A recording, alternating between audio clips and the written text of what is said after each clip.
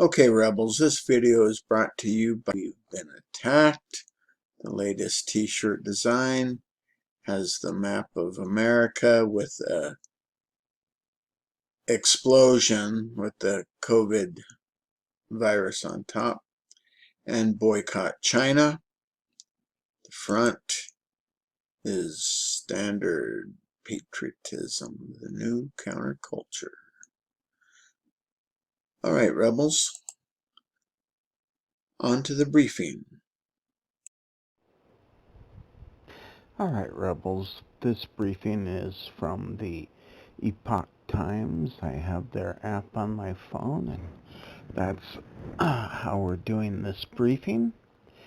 And it is dated May 7th, and the author is Ava Fu, F-U.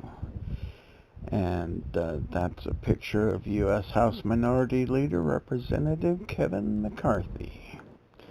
House Republicans launch task force to curtail threats from Chinese regime.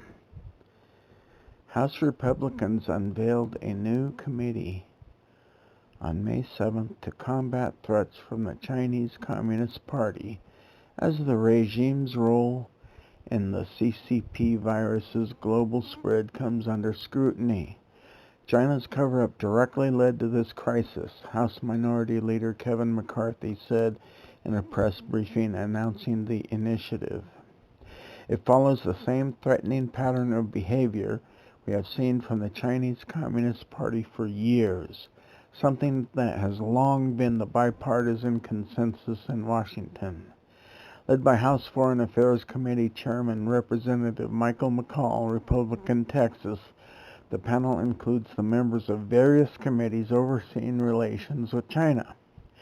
Representatives Liz Cheney from Wyoming, Jim Banks, Indiana, Andy Barr, Kentucky, John Curtis, Utah, Mike Gallagher, Wisconsin, Anthony Gonzalez, Ohio, John Joyce, Pennsylvania, Adam Kinzinger, Illinois, Darren LaHood, Illinois, Guy Reschenthaler, Pennsylvania, Denver Riggleman, Virginia, Elisa Stefanik, New York, Chris Stewart, Utah, and Mike Waltz, Florida.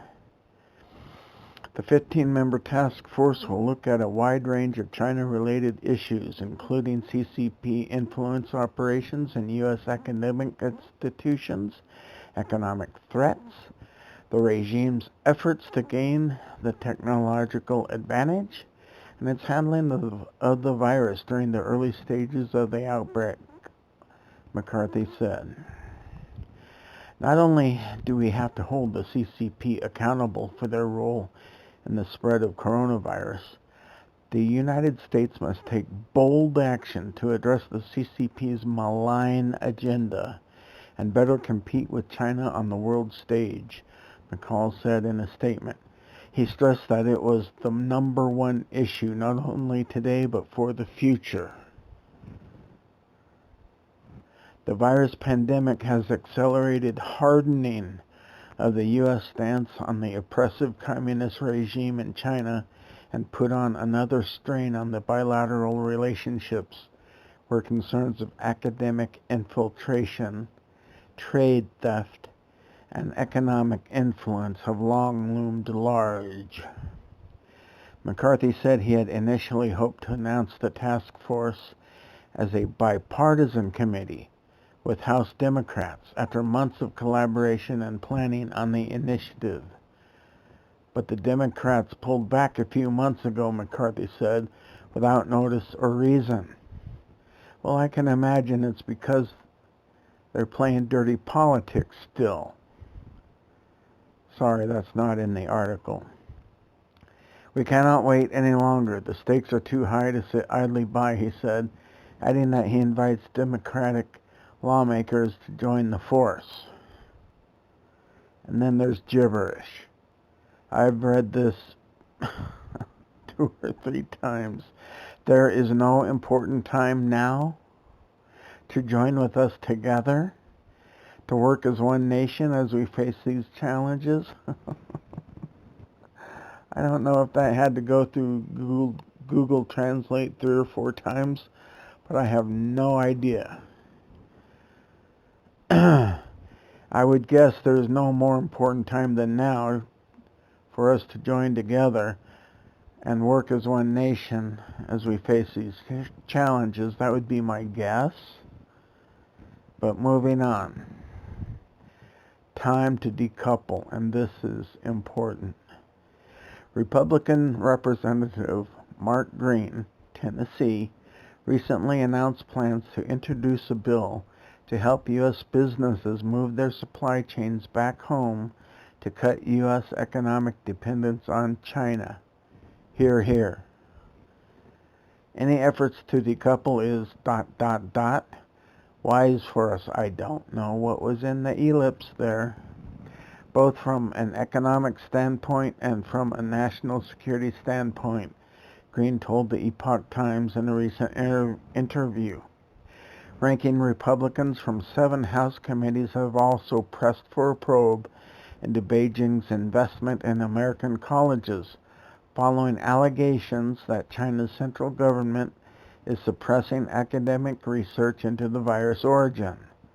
The lawmakers noted that Beijing-funded culture programs such as Confucius Institutes have provided the regime with a window into U.S. culture, infrastructure, and planning, as well as a gathering ground for Chinese intelligence agencies.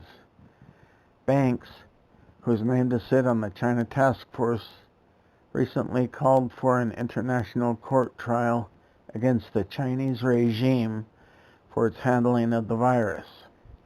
He also introduced a bill to warn Americans about national security threats from the Chinese video sharing app TikTok.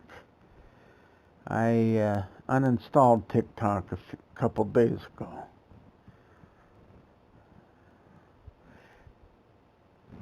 Of the task force, Cheney said in a May 7th press release, the United States must lead the world in holding the Chinese Communist Party accountable for its coronavirus deception and its many years of pernicious activities around the globe.